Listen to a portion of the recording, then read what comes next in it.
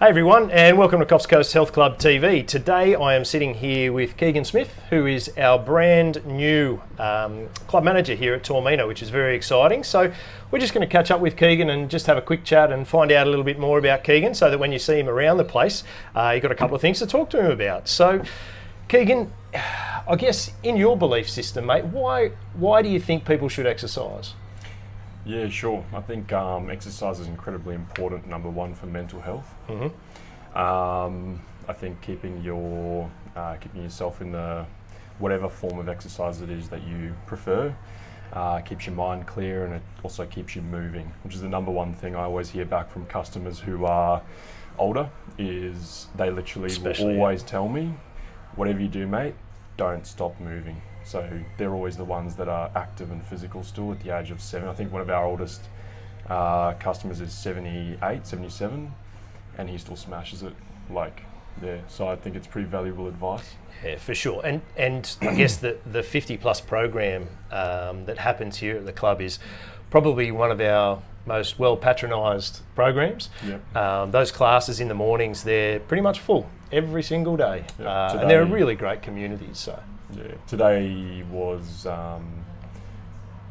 probably one of the biggest. I think we had 35 in there today. It's a lot of people in the class, but they're all doing the right thing. That's fantastic. And I guess getting away from other people, what about you? What's the top reason you exercise? I've seen you in here working out plenty, both when you were a member before, but obviously also as the manager of the club. So what do you really enjoy? So recently I've enjoyed getting to know a lot of the people in the gym, and then training with them. That's been fun. Yep. But my own personal training, I do for, I usually train for my goals and hobbies. And outside of here, at the moment, I'm training for hitting a particular swim time, and also for hunting. Yeah, cool. Hunting fitness. Yeah, nice. Yeah. And I guess you were a member of the club beforehand. Obviously, you're still a member of the club, but you were a member of the club beforehand. You saw the opportunity to manage the club, and you applied for the role, and you were successful in getting the role, and we're very happy to have you on board. What do you love about Coffs Coast Health Club? What's the reason that you would choose to, I guess, take on such a responsible position of running this club here at Toormina? What do you love about the club or the brand? Sure. So the first thing I noticed when I'd moved to Coffs Harbour, because I moved here about a year ago, was the community feeling here. So I like to work out in a gym where I can get to know the people I'm training around. And when I was trialling other gyms, I didn't get the vibe that anyone was sort of keen to. Everyone had headphones in, head down, bum up, get their work done. Whereas I like to build a little bit of a crew around me when I'm training in certain areas, and that's definitely what I found here. Yeah. The thing that attracted me to want to take on the role here was that it's a very, how would I put this? I'm trying to think of a word that describes how much pleasure I take from people coming in here, me talking to them about their goals, and watching them actually, as a result of that conversation with you, commit to getting in here at least a few times a week and moving towards those goals, and then us actually also prodding them along as they go. Every time they come in and they're looking a little bit down, you can push them a little bit or have a chat with them and talk to them about what's going on in their life. So it's kind of, it's a really feel-good role. You can really help people and really change their lives. Yeah, I think, I guess from my point of view, being in the industry for over 20 years, you see fads come and go, but the one fad that never disappears, and that is that human connection.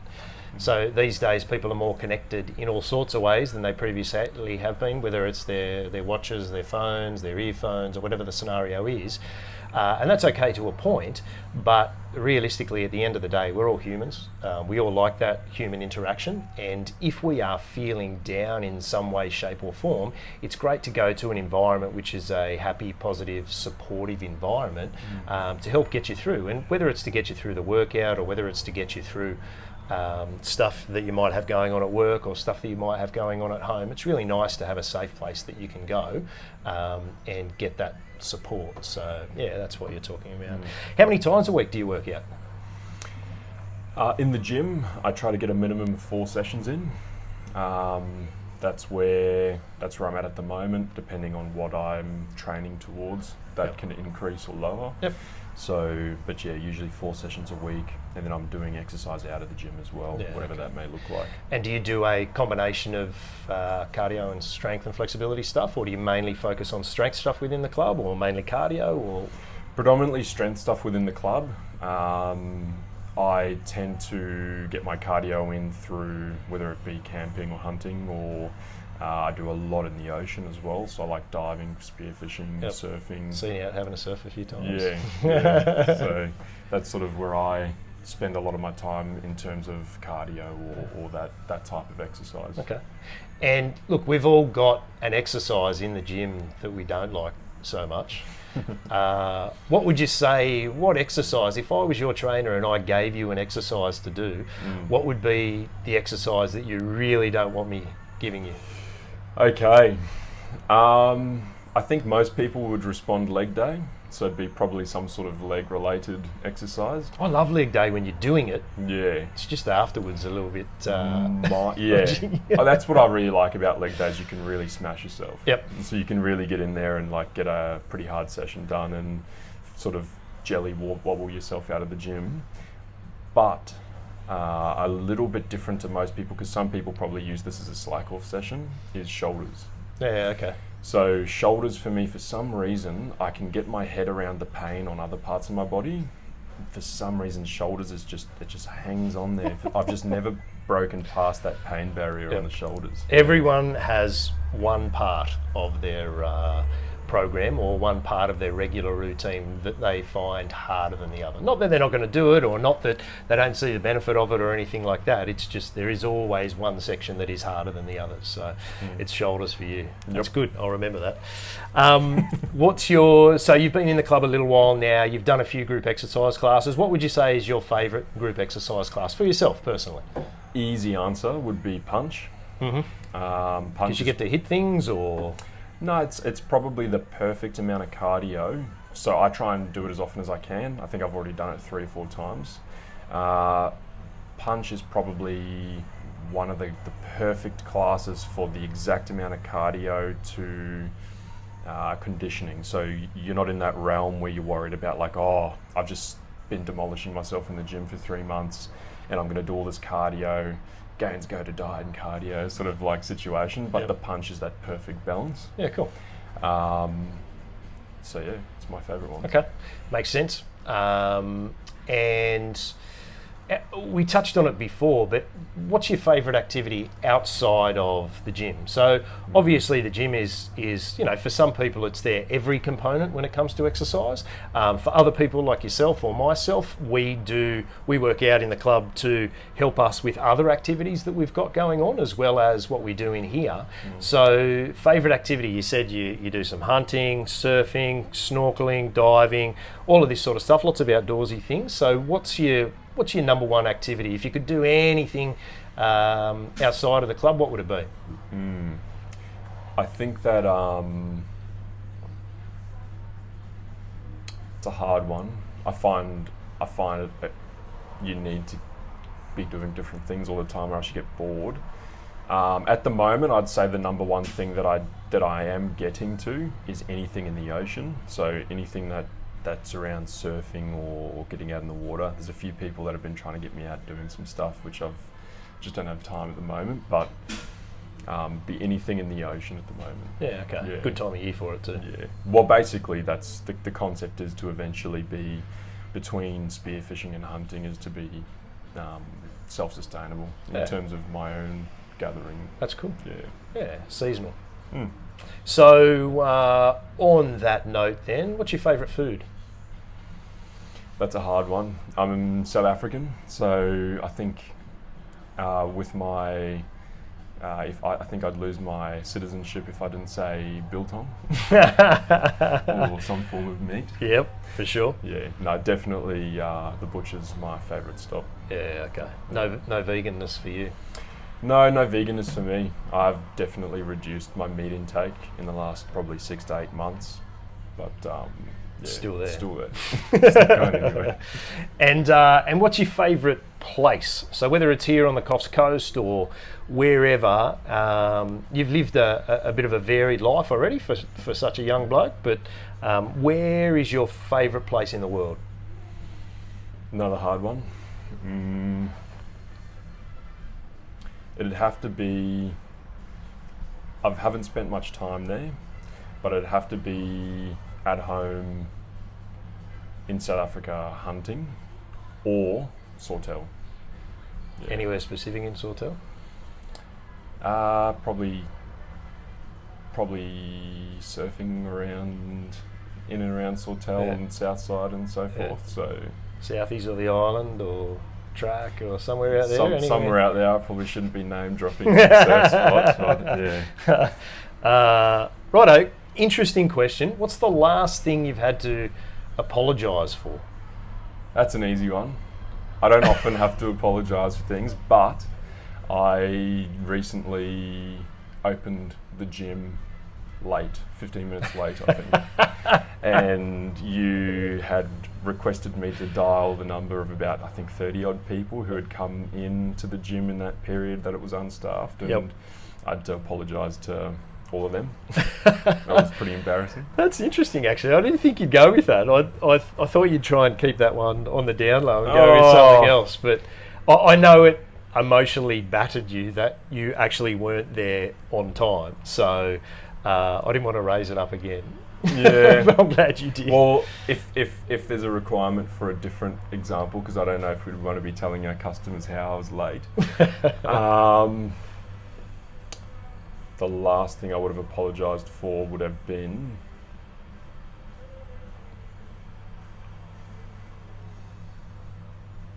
probably an easy guess would have been a fight with someone, an argument or something like that. Yeah. Probably Lou. Something like that. Yeah. It's normally the go-to, I think. You always go straight to I'm sure the last person I apologised to was Carla. I'm sure there was something that I did somewhere along the lines that wasn't right. So I'm sure that's the last place I apologise as well. So I guess when you're looking to hang out with people, so you said you like training with a crew around the club. I've seen you out in the water. You're a good, nice, sociable guy. You like hanging out in groups and stuff around town. What's the number one trait that you look for when you are looking for people to hang out with, whether it's in the club or whether it's out of the club, or what's the one trait that you really value? Yeah, I think I don't have one particular trait. It's more the investment. So more recently in my life, I've found that you've got to, if you want to have a good crew of people around you, you want to maintain that group, you've got to put a lot of time investment into that and make sure that that's kept up. So essentially, it's usually someone who I can tell is keen on reciprocating that investment. Someone who's keen on turning up. They could be the weirdest girl or guy on the planet, but there's probably something good about their personality as long as they're willing to, turn up and as much as I'm happy to. You know what I mean? So. Just don't want to invest too much time in big crowds of people who don't really care or don't really have the same kind of. I agree. I think it's more important to go deep than wide. I think it's more important to have a bunch of people around you that you have the same kind of philosophies and beliefs and understandings than what it is to be friends with thousands of people, but not really have a good quality, deep relationship with those guys. Yep. So, I agree. Okay, last question is, I guess looking to the future, what's your biggest future goal? What is something that, look, it might only be 12 months away, or it might be 5 years, or it might be 20 years, or 50 years, or whatever. What's your biggest goal that you are striving towards, or at least taking, small daily steps towards achieving? Yeah, sure. That's probably an easy one. I think if you're asked about your goals and you have to wonder about it, I think you should probably do some goal planning. My biggest one is an easy one, which is one I've been wanting to do for the longest time, but every time I go to do it, something comes up. Fairly chipping common. away is to buy a blue water sailing vessel and do a round the world trip. Yeah, Nice. yeah, that's the concept. Any specific type of vessel you've got your eye on? Yeah, so it was going to be a monohull, but I've been since convinced by a number of people who'd be keen to come with me that they would prefer to be on a catamaran. So it's going to look like it's going to be a catamaran that's blue water ready. Very nice.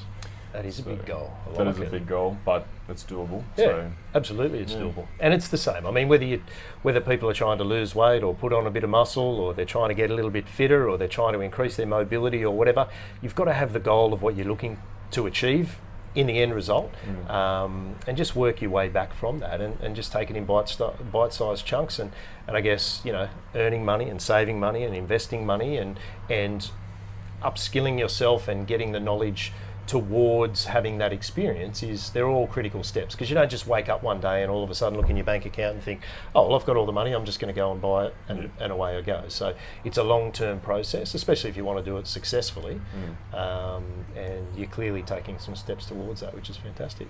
Yeah, I mean, at the end of the day, it's like you do it by yourself, and you can probably execute a lot sooner. But when you're dealing with taking other people on along with you for something like that, you've got to make sure that you're pretty damn well covered on your knowledge. Yeah, absolutely. And so final question, do you have I guess words of wisdom or something that you could say to people? There are a lot of people out in the community that don't exercise and don't exercise regularly. The statistics are somewhere around health clubs contributing to about 15% of the population, helping them get moving on a daily or a weekly basis. Now, what would be your advice to that other 85% that aren't necessarily working out, exercising regularly, or exercising within health clubs around the place? Okay, I think the best bit of advice for that group of people, and it's not really advice that's always well received, because you've got to mentally just accept it or move along with it, which is stop bullshitting yourself, stop telling yourself excuses, because if you're in your own way that whole time, like if every time something comes into your head, oh, I want to be fitter, or I want to do this, or I want to do that, it doesn't really matter what it is. Physical exercise is an easy way to start, even just on getting out of your own way. Just even learning how to goal set, learning how to put some discipline into your life, whatever it may be. Getting out of your own way and getting those excuses out of your head from some semblance of a starting point is probably the best advice I give to that group of people. So start small, just get moving. Yeah, just basically get going. You speak to a lot of people and they'll tell you, oh no, I'm pretty active, I do this, that, or the next thing, and then you go, well, can you tell me what you're doing? And then they'll tell you what they're doing, and you're like,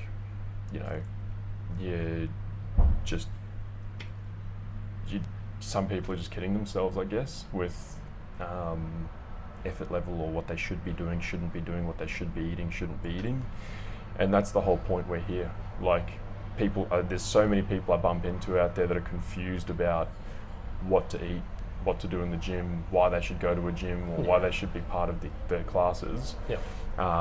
And you go, mate, that's why we're here. You literally have access to a whole crew of people with varying certifications and training who are there to answer those questions and make them final in your mind. So that's what they do on a daily basis. Yep. And they've probably heard every excuse under the sun. Probably. Yep. And you know what? They've probably used some of the excuses themselves, because just because we're working in the fitness industry doesn't mean that we don't fall into the same bad habits or the same traps that everybody else does. Yep. We're all human, and if you fall off the wagon for a day or a week or a month or even a year, it should be pretty easy for you to get back onto the wagon. You just got to ask for advice and seek help from the right people, and you should be fine in doing it. Yep. Cool. All right. Thanks, mate.